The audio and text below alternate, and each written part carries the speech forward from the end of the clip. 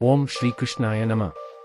ನಮಸ್ಕಾರ ಸ್ನೇಹಿತರೆ, ಭಗವದ್ಗೀತೆ ಅಧ್ಯಾಯ 10 ವಿಭೂತಿ ಯೋಗಕ್ಕೆ ನಿಮ್ಮೆಲ್ಲರಿಗೂ ಹಾರ್ದಿಕ ಸ್ವಾಗತ. ಇಂದು ಶ್ರೀಕೃಷ್ಣನು ತನ್ನ ದಿವ್ಯ ಮಹಿಮೆ, ಸಕಲ ಸೃಷ್ಟಿಯ ಮೂಲಸ್ವರೂಪ ಮತ್ತು ಆತ್ಮಜ್ಞಾನದ ರಹಸ್ಯವನ್ನು ನಮಗೆ ಬೋಧಿಸುತ್ತಾನೆ. ಬನ್ನಿ, ಭಕ್ತಿ ಮತ್ತು ಶ್ರದ್ಧೆಯಿಂದ ಈ ದಿವ್ಯ ಉಪದೇಶವನ್ನು ಆಲಿಸೋಣ. ಶ್ಲೋಕ 11.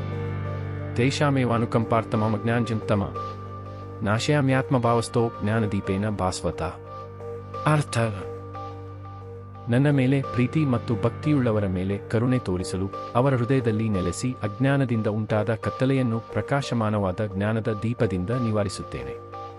ವಿವರಣೆ: ಭಗವಂತನು ಹೇಳುತ್ತಾನೆ, ನನ್ನನ್ನು ಪ್ರೀತಿಯಿಂದ ಭಜಿಸುವ ಭಕ್ತರನ್ನು ನಾನು ಎಂದಿಗೂ ಕೈಬಿಡುವುದಿಲ್ಲ. ಅವರ ಮನಸ್ಸಿನಲ್ಲಿರುವ ಅಜ್ಞಾನ, ಸಂಶಯ, ಭಯ ಮತ್ತು ಮೋಹವನ್ನು ನಾನು ಜ್ಞಾನದ ಬೆಳಕಿನಿಂದ ದೂರ ಮಾಡುತ್ತೇನೆ. ಅಜ್ಞಾನವೆಂದರೆ ದೇವರನ್ನು ಮರೆತು ದೇಹವೇ ನಾನು ಎಂದು ಭಾವಿಸುವುದು. ಜ್ಞಾನವೆಂದರೆ ನಾನು ಆತ್ಮನು, ಪರಮಾತ್ಮನ ಸೇವಕನು ಎಂಬ ಸತ್ಯವನ್ನು ಅರಿಯುವುದು. ಭಗವಂತನ ಕೃಪೆಯಿಲ್ಲದೆ ನಿಜವಾದ ಆತ್ಮಜ್ಞಾನ ದೊರೆಯುವುದು ಕಷ್ಟ.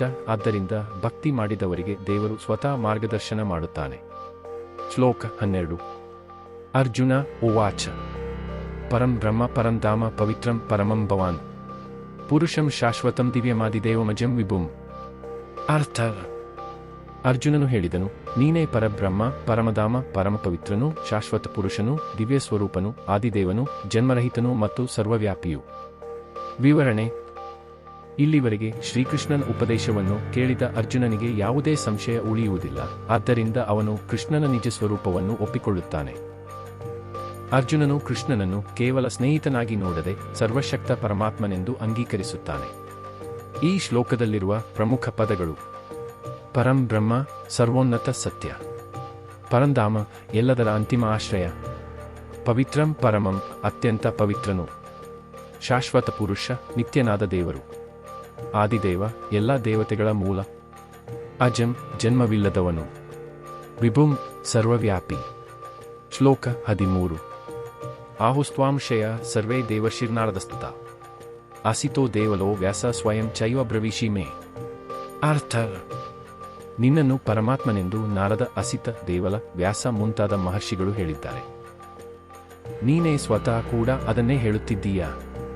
ವಿವರಣೆ: ಅರ್ಜುನನು ತನ್ನ ನಂಬಿಕೆ ಕೇವಲ ವೈಯಕ್ತಿಕ ಅಭಿಪ್ರಾಯವಲ್ಲ ಎಂದು ಹೇಳುತ್ತಾನೆ. ಅನೇಕ ಮಹರ್ಷಿಗಳು ಹಾಗೂ ವೇದಜ್ಞರು ಕೃಷ್ಣನೇ ಪರಮಾತ್ಮ ಎಂದು ಘೋಷಿಸಿದ್ದಾರೆ. ಸತ್ಯವನ್ನು ಗುರುಗಳು, ಶಾಸ್ತ್ರಗಳು ಮತ್ತು ಭಗವಂತನ ವಚನ ಈ ಮೂರು ದೃಢಪಡಿಸುತ್ತವೆ. ಶ್ಲೋಕ 14. ಸರ್ವಮೇತದು ತನ್ಮನ್ಯೇ ಯನ್ಮಾಂ ವದಸಿ ಕೇಶವ ನ ಹೀತೆ ಭಗವನ್ ವ್ಯಕ್ತಿಂ ವಿದುರ್ದೇವ ನ ದಾನವಾರ. ಅರ್ಥ: ಓ ಕೇಶವ, ನೀನು ಹೇಳಿದ ಎಲ್ಲವೂ ಸತ್ಯವೆಂದು ನಾನು ನಂಬುತ್ತೇನೆ.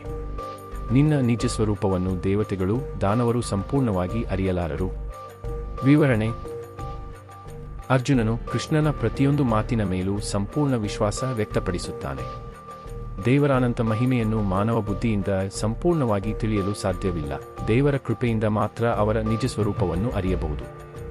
ಶ್ಲೋಕ 15.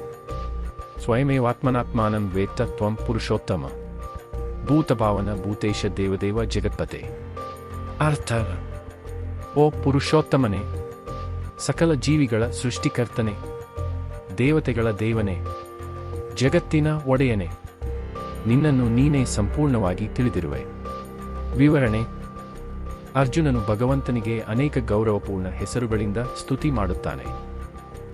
ಪುರುಷೋತ್ತಮ, ಎಲ್ಲರಿಗಿಂತ ಶ್ರೇಷ್ಠ ಪರಂಪುರುಷ; ಭೂತಭಾವನ, ಎಲ್ಲ ಜೀವಿಗಳ ಸೃಷ್ಟಿಕರ್ತ; ಭೂತೇಶ, ಎಲ್ಲ ಜೀವಿಗಳ ಅಧಿಪತಿ; ದೇವದೇವ, ದೇವತೆಗಳಿಗೂ ದೇವರು; ಜಗತ್ಪತಿ, ಇಡೀ ವಿಶ್ವದ ಅಧಿಪತಿ.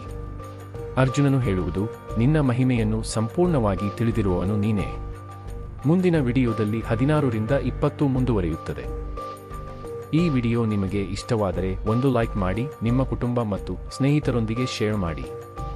ಇಂತಹ ಭಗವದ್ಗೀತೆಯ ಸಂಪೂರ್ಣ ಕನ್ನಡ ವಿವರಣೆಗಳನ್ನು ಪ್ರತಿದಿನ ನೋಡಲು ನಮ್ಮ Bharath S studio YouTube channel ಅನ್ನು ಸಬ್ಸ್ಕ್ರೈಬ್ ಮಾಡಿ ಮತ್ತು ಹೊಸ ವಿಡಿಯೋಗಳಿಗಾಗಿ ಬೆಲ್ ಐಕಾನ್ ಅನ್ನು ಒತ್ತುವುದನ್ನು ಮರೆಯಬೇಡಿ.